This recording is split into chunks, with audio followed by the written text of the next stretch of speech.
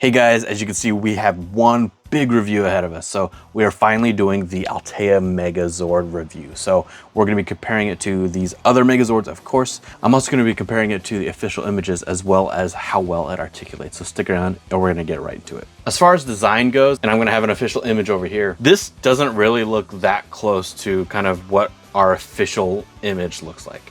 Now, I did say that the Super 7 one does look a lot closer, and I do still feel that way. This one is still not as close as it should be, but this still looks, I think, more like what you want it to look like than not. As an example, our yellow should reach further, covering more of the shoulder pad. Our pterodactyl chest piece right here, this should actually have like sharper lines and look almost more like teeth. Our black line right here, it should actually be going the whole way down. There's a lot of like parts like that it just doesn't match up quite right? Like even the legs, they should be boxier and bigger, similar to the ones on the Super 7 one, but it's not like that. And that's not a problem to me, but it is something that I think some people will want to know and see. So here we have our Megazord. So I am using every Megazord that I've used so far in this review series, with the exception of the Super 7. This one I've added, especially for this one. And so starting from the left, we have our original Dino Megazord. We have our Bandai Legacy, which again, I only have the black and gold one on loan from a friend. We have our Solo Chogokin. We have our cheaper Hasbro, our Zap Hasbro, our Mini Pla, our Super 7, and then of course our Altaya Megazord. So here's how they look. And you know, doing these reviews, the different Zords have looked pretty different, but in Megazord mode, they all actually look pretty good. Even the cheapest Hasbro one, even though it is missing a lot of paint apps, mold-wise, I'd say it actually still looks pretty decent for what it is. And really, if you were to get this and paint it or add stickers or something, then this could actually go a long way if that's what you were trying to do. But as usual, our original release still looks pretty different from the others. We have a more prominent like M to like mean like that it's like the Megazord as opposed to it trying to be screen accurate, which, you know, is an interesting choice. You know, we talked about how this is blue instead of it needing to be red as well, even though the Tyrannosaurus actually has a little bit more detail than I was expecting it to have. I also like kind of like how beefy it is compared to the Bandai Legacy one, because this one is a little skinny just in comparison to this. The size of this gives it a very similar heft to the Bandai Legacy, even though there's no diecast in this one and there's plenty of diecast in this one. Interestingly, our Zap Megazord ends up being taller than any other release that we have so far, at least in this setup of Megazords. I would say our Mini Pla still holds its own pretty well. I am missing the black sticker. I don't know what happened to that one. I previously reviewed the Super 7 Megazord, and overall, I think it actually does a really, really good job capturing the actual design from screen to figure, even though this doesn't transform, but the rest of these do. Color-wise, I think it's a little bit off, but mold-wise, I'd say this is the most accurate Megazord that we have so far, beyond that super expensive, like several $1,000 one that I think you have to get from Japan that's super old and really hard to find. So the next thing I really want to show you guys are the Megazord Power Sword, and this is fun to see. What's interesting is that our Bandai Legacy one is actually pretty close to size to the original one, and even more than that, like they have almost the same exact mold. It's almost as if they took the original one and just kind of shrank it down a bit. Our cheap Hasbro one is definitely very, very cheap. It's kind of awful. You can see that there's just nothing to it. Our Solo Chogokin obviously looks very, very nice. Very reflective, nice long handle. Our Zap Power Sword is actually surprisingly nice and actually reasonably accurate to the Solo Chogokin, considering kind of like how much they kind of did their own thing with the rest of the Megazord. So this is actually a nice one to have. Our Mini Pla, as dinky as it is, actually still is much nicer than the cheap Hasbro one. While it may not have any paint apps or stickers for it, it still at least is like fully molded, as opposed to that thing, which is just so cheap. And finally, our Super 7 one. This one, while it looks pretty good, it also kind of looks pretty different from the others too. Like it has like some similar shapes, but like this is much straighter than the rest of them because the rest of them kind of curve a lot more. And without further ado, here is our Altaya one. And this thing is just crazy big. Here's a comparison just against my hand. And as you can see, it's literally taller than any individual Megazord. Put it next to our Zap, which is the tallest one. And there's our Altaya and all the rest of the Megazords holding up their swords together. So as a quick recap, the Altaya Megazord is from a French company called Altaya. And the way it works is actually not that dissimilar to the Eaglemoss, Back to the Future kit, and a lot of other kits that Eaglemoss is doing. If you're not familiar with those, basically what it was you had a subscription, and every month or every 3 to 4 weeks, you would get a new set of issues, and those issues would include parts, and with those parts, you would build whatever thing that you had subscribed to. So as I mentioned before, Eaglemoss had Back to the Future, DeLorean, they had the Adam West Batmobile, I believe they had the James Bond car, and several others.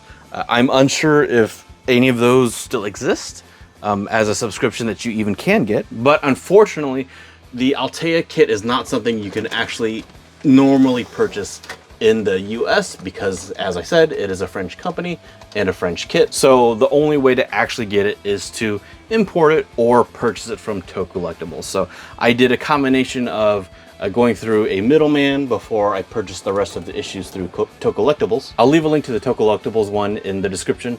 If you do purchase from them, please let them know about my channel. I'd love to see if they would be interested in partnering up with me on future videos. Otherwise, the kits all together are gonna cost you right around 4,000 US for this complete unit, which is a lot. That's a lot to consider, and I get it. That's not something that everybody can spend. Honestly, I don't know if I would have purchased it had I not been, you know, doing what I'm doing now, making YouTube videos for you guys to watch. With that said, we're gonna see if we can make some justifications for the purchase. So the reason why I singled out these two is because, as you know, if you've watched any of the other reviews, is that the Altaya is effectively a blown up version of the Soul of Chogokin Megazord. Every bit basically seems to be just a blown up version of this, a few very minor exceptions, but by and large, you can see that they look like the same thing, even down to the way that the hands are designed. They are exactly the same. I mean, if you look at that, you have a ball joint right there, same right there. It's all pretty much to a T. One of the major differences though, besides kind of obviously the scale and placement of diecast, is actually the fact that this does include electronics. I've gone through that in each video, but what I haven't done is shown you what it looks like all together over here. So first I want to show this, because this is just so cool to see. All the parts, we have the sword, the shield, and everything. Then I want to show you the lights. So obviously the T-Rex head is inside the chest, so you're not going to see that. The pterodactyl eyes are obviously also folded in, so you won't see that. So you'll see the Megazord head, our Mastodon head, saber-tooth tiger, and our Triceratops head. I will be activating them with this. In the previous video, I did talk about how you have to first pre-activate the lights because it'll only work for so long. It's a little bit weird, and I'll talk a little bit more about that in a second, but let's just show you right now. So it's here. Got that one, and that one. And so this one isn't very bright. It is on, but it's not very bright. So let me adjust the light so that you can see it a little bit better. And there it is. Now you can see all the lights, and I think that is just so cool.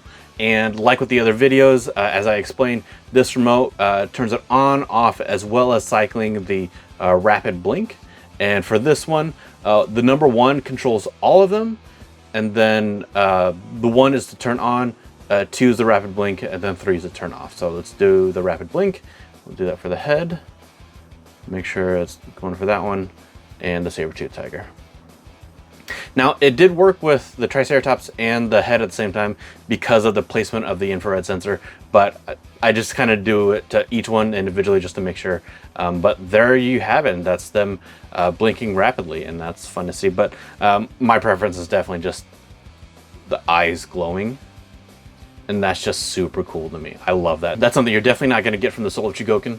It's something unique to this. And it's a great feature, but like I said, you have to actually turn on the lights before you're able to use the remote to turn them all on and off at the same time. I don't think that's great. That's kind of poor, to be totally honest, but it's still a neat feature to have. So the head does light up, and in order to charge the head, you have a micro USB port just right there, and our power button is just right next to it right there. So it's a simple press and hold. and the lights are on, and that's it. It's just like most of the other ones with the exception of the pterodactyl. So what I think we should do now is really kind of talk about the articulation, because while it does technically have the same level of articulation as the Soul of Chogokin, the thing is that this thing is so huge that it's not as easy to articulate. So let's go ahead and remove our Mastodon shield head thing first. And quick note is that the sword doesn't actually stay like in place, and that's actually unlike the Soul of Chogokin, because so this can't actually grip the whole way around, but on our Soul of Chogokin it actually can, and you can actually get it to kind of like stay in there much more so than you can over here. So this one, the hands, you know, they do open, but they don't really do much more than open in a like kind of a claw position. Not that you're wanting it to do a whole lot anyway, but it would have been nice had they included either more articulation for the fingers, or maybe an alt hand somehow to maybe give us like kind of an open sprawling hand, kind of like what we actually have with the Zap Megazord. And so as you can see, you know, the arms do articulate pretty much the way that you would expect them to. So forward and down and out. But when you do go out, you do see that this part of the shoulder pad kind of pops up a bit, so you can only do so much with that. Put that back in. It does at least have the elbow articulation, so you can have, you know, hands up rather than being forced to have it down and then having your arm the whole way up in order to, you know, hold the shield or whatever it is that you're going to be doing with them. So that's how the arms articulate. And then for our waist, technically can turn kind of left and right because that's what the T-Rex is able to do. But because of the pterodactyl fins, you can't really turn much more than kind of like that, because then that'll just pop off. And then we kind of get to the legs. And the problem is, like, as soon as you start trying to articulate the legs, the problem is that it's so top heavy, there's so much die cast metal that it just becomes hard to do. And even then, there's not a ton of articulation that you would even want to do anyway. I get the feeling most people are going to want to just stand this kind of upright like this, but let's look at the articulation anyway. So our thigh swivel exists for sure, so you could at least do that. There is a very minimal amount of like knee angle that you can get, but because the foot doesn't articulate really anyway, there's really no point in having that level of knee articulation, whether it's a little bit or a lot. Now you can do that, you can get the legs spread out a bit, but I don't feel comfortable going too much further out than that. I wouldn't want it to like slide out and then really go all the way out and possibly fall and break. But again, like I said, it's just so top heavy, you don't want to mess with the legs too much. And then finally, our head. This one's pretty straightforward. I mean, you can basically turn the whole way around, not that you necessarily want to, but it doesn't have the ability to pivot up or down at all. Now it is currently leaning against the wall only because I need to get it far back enough so that it can actually be in frame. My face is actually right up against the phone that I'm recording with, but it is able to stand on its own.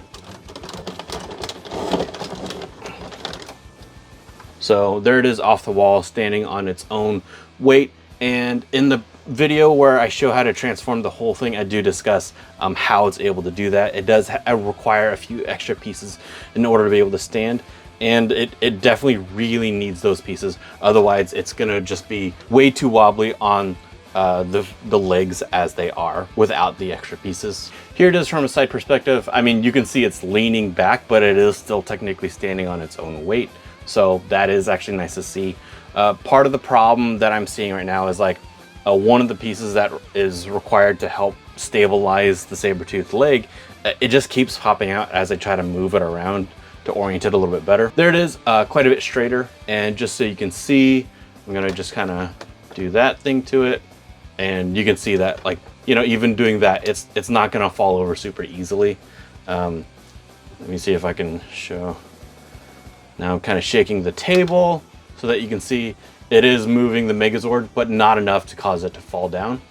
So if you were to get something like this, you know, just like any other action figure, you might be worried that as you walk around your displays and, you know, the floor shifts or creaks, and it's sometimes enough to cause your displays to fall over. At least with this guy is definitely stable enough to keep staying strong. And I'll just show that again from a front perspective. I'm going to shake the table. You can see he is wobbling, and again, he is standing fine. Now, if you're in an earthquake, that's a whole different situation, but in everyday life, if you're walking around, this guy's gonna stand up just fine. Now, I do have the Power Rangers Lightning Collection Remastered Rangers right here to show just how big this thing really is. So, of course, our figures are 6-inch figures, but I believe our Megazord from Altaya says that it's officially 24 inches tall. So let's actually measure that right now. So I don't know if you can see that, but from where I'm standing, from the tip of the Triceratops mouth to basically where the cannons are is right at about 24 inches. And as far as width goes, we'll go from shoulder to shoulder since that's going to be the widest part of the Zord. We're looking at just over 15 inches across. Now, one of the things that I have been asked is if I have a 1/18th scale Power Ranger figure to show against it. And unfortunately, I don't. That would be approximately 4 inches.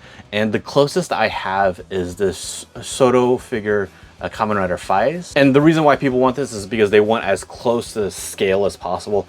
And I don't think we're really gonna get there. But just so you can see, here's what a Soto figure would approximately be scaled at if you had the set to go with the Altaya Megazord. Unfortunately, it's too expensive for me to purchase.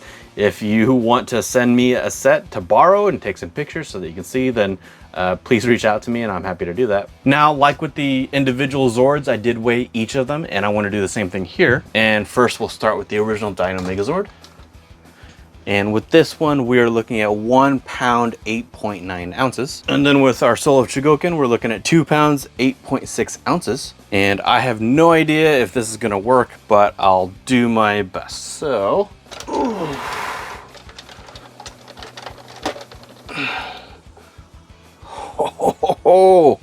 I got it to stand on the scale. And let's see if I can show you. And just to show you, 15 pounds, 5.9 ounces. This is a 15-pound behemoth. And of course, that is without the sword and shield, but the sword and shield don't add a huge amount. And just in case you really want to know how much it would add to have both, it would be an additional 9.6 ounces. So with that out of the way, I want to do a few other giant comparisons. First up, we have the McFarlane Batmobile. And as you can see, the Megazord is taller than the Batmobile is long. Next up, sticking with Batman for just a second, this is the McFarlane Batwing from the Flash movie. And you can see just like, this is just huge.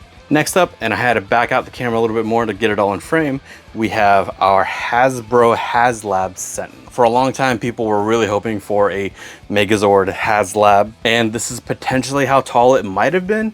It could have been as tall as the Sentinel, who knows. And finally, the Hasbro HasLab Galactus.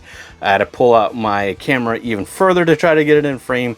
This is the maximum I'm able to pull it out and film at the same time.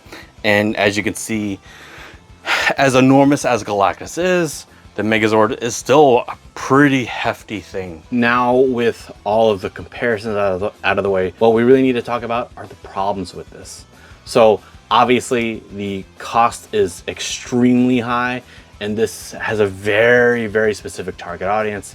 However, when you compare it to the Eagle Moss subscriptions with again, the DeLorean and other stuff, those are also within the several $1,000 range once you've purchased all of the parts. So it's not that far off from that type of thing, but those are also for very specific audiences as well. And those are generally going to be for the really die-hard fans for those particular things. So if you're a die-hard Power Rangers fan, this is probably the one to get, but that's just the price point that we're talking about. Because one of the problems with this set are the batteries. So, as I've been building these, I have a whole Let's Build series. One of the constant things that I've seen people remark about are the problems with the electronics. And even in my own kit, I've had 2 batteries fail and kind of 3. And what I mean by that is that the T-Rex battery failed and I replaced it. The Triceratops battery failed, I replaced it, and then it failed again. So maybe the battery I replaced it with wasn't great, but it's still something that I had to deal with. I don't know if that's because the electronics inside caused the battery to fail, or maybe I just purchased an inexpensive battery. I don't know. The saber-tooth tiger legs, those actually broke and it wouldn't stand up on its own anymore, the front legs in particular.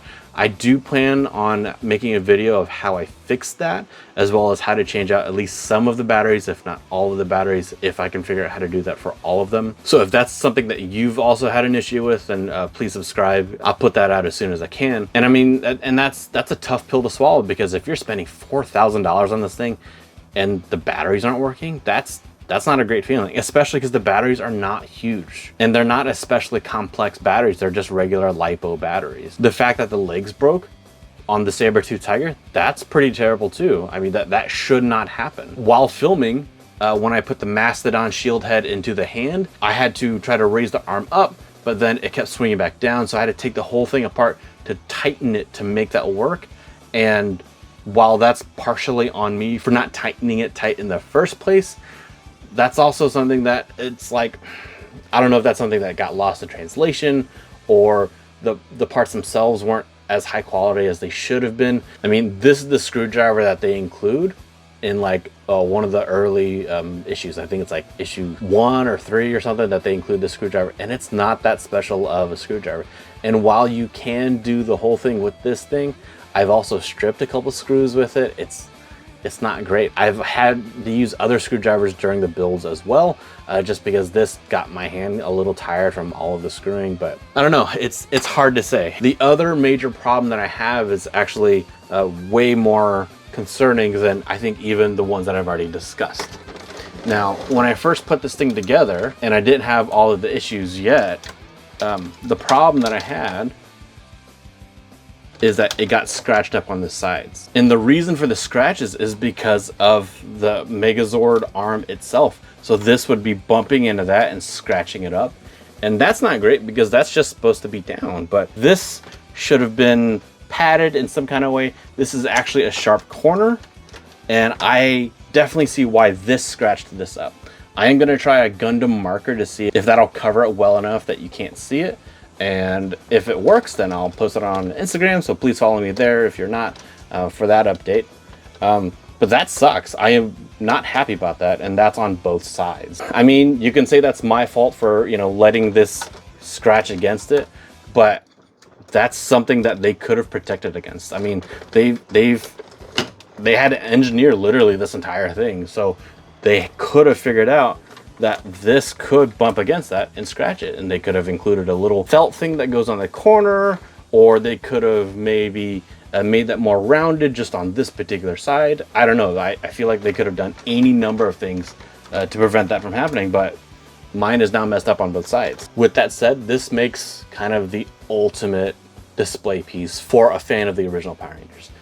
It's gigantic, it transforms. I mean, people complain about the Super 7 figures because they didn't transform, but this is kind of both of those things. It's huge, and it transforms, it combines, and it's got electronics. Like, that's cool. There's a lot of pros, but also a lot of cons. I can say that if you're primarily a Power Rangers collector, it's definitely something you should pick up. If Power Rangers is just one of the many lines that you like to collect, I don't know if I could recommend it. But what I can recommend is this video over here.